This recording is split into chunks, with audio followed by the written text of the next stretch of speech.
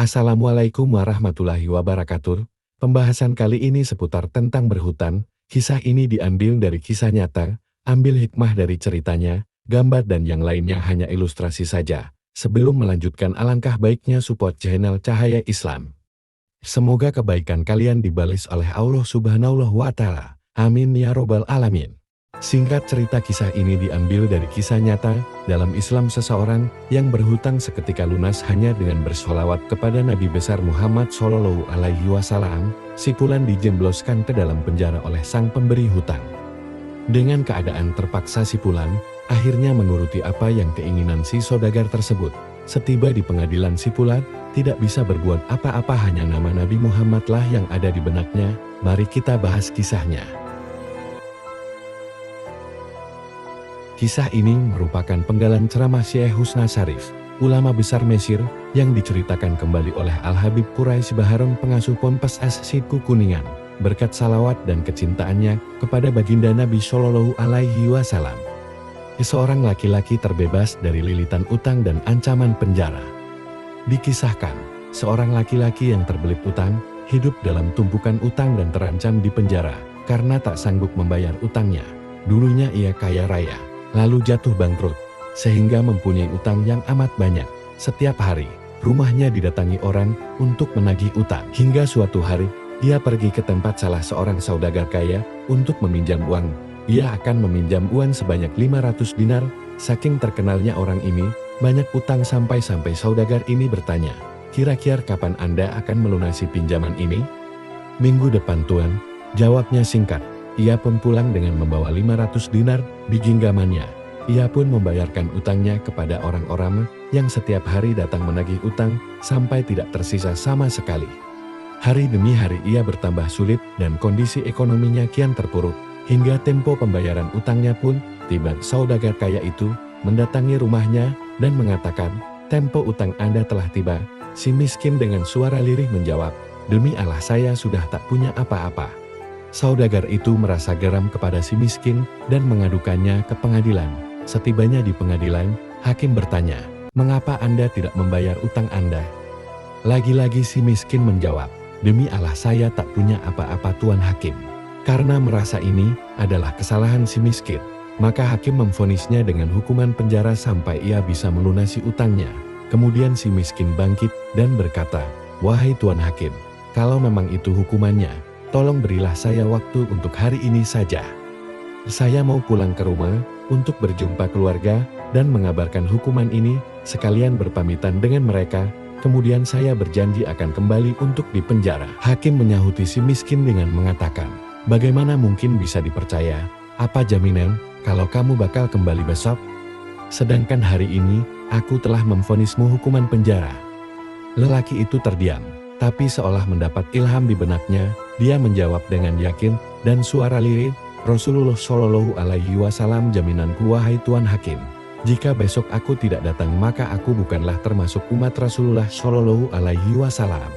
Mendengar itu, si hakim tersentak diam dan tersentuh hatinya. Ia sadar betapa agungnya Rasulullah Shallallahu Alaihi Wasallam. Tidak mungkin dia akan berdusta. Kemudian si hakim mengizinkannya pulang. Hingga esok hari, sesampainya di rumah, ia mengabarkan kondisinya kepada istrinya bahwa besok dia akan dipenjara. Lalu istrinya bertanya, "Wahai suamiku, lantas mengapa sekarang engkau bebas?" "Aku menaruh nama Rasulullah Shallallahu Alaihi Wasallam sebagai jaminanku," jawab suaminya. Mata istrinya pun berkaca-kaca dan air matanya menetes sembari berkata pada suaminya, "Selama Rasulullah masih menjadi jaminan bagimu, maka mari kita bersalawat untuknya." Dan mereka pun bersalawat kepada Rasulullah dengan rasa cinta yang dalam. Sampai akhirnya mereka tertidur.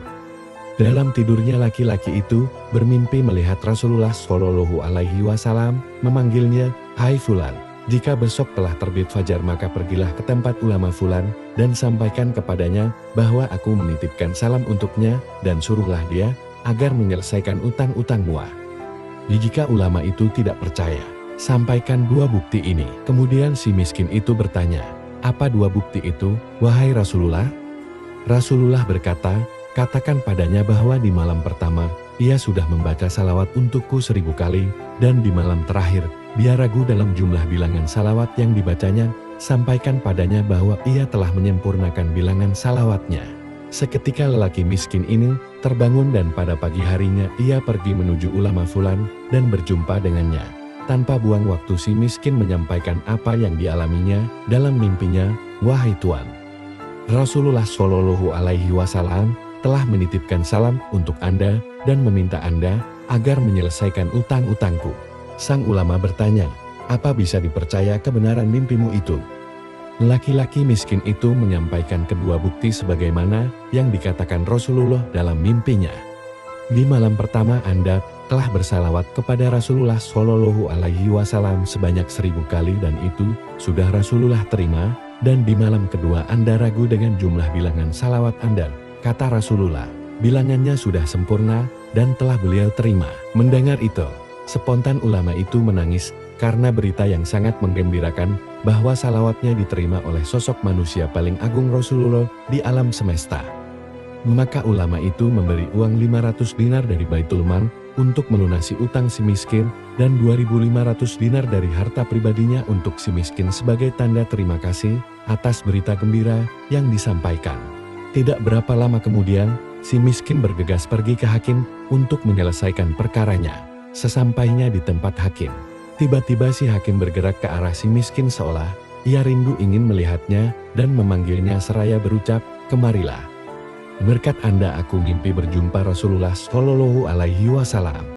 Rasulullah Shallallahu Alaihi Wasallam telah berpesan kepadaku bahwa jika aku menyelesaikan utangmu maka kelak Rasulullah Shallallahu Alaihi Wasallam akan menyelesaikan perkara kau di akhirat. Ini uang 500 dinar untuk melunasi utang-utang Anda." Belum sampai selesai dia bicara, tiba-tiba pintu ada yang mengetuk. Ketika dibuka, ternyata saudagar penagih utang yang datang. Dia langsung memeluk si miskin dan menciumnya sembari berucap, "Berkat Anda saya mimpi berjumpa Rasulullah Shallallahu Alaihi Wasallam. Beliau berkata padaku jika aku merelakan utangmu maka kelak di hari kiamat Rasulullah akan merelakan segala tanggunganku. Ini uang 500 dinar hadiah untuk Anda dan utang Anda saya anggap sudah lunas." Subhanallah, kisah ini adalah sekelumit bukti betapa Rasulullah Shallallahu Alaihi Wasallam selalu memperhatikan umatnya baik urusan dunia maupun akhirat. Salawat dan cinta kepada Nabi Muhammad Shallallahu Alaihi Wasallam bisa menghilangkan kegundahan dan keresahan bahkan bencana sekalipun. Semoga kita termasuk orang-orang yang senantiasa bersalawat kepada baginda Nabi Shallallahu Alaihi Wasallam. Amin ya robbal alamin. Dari kisah tersebut, kita bisa simpulkan, Allah itu ada dan Nabi besar Muhammad Shallallahu Alaihi Wasallam itu utusan Allah.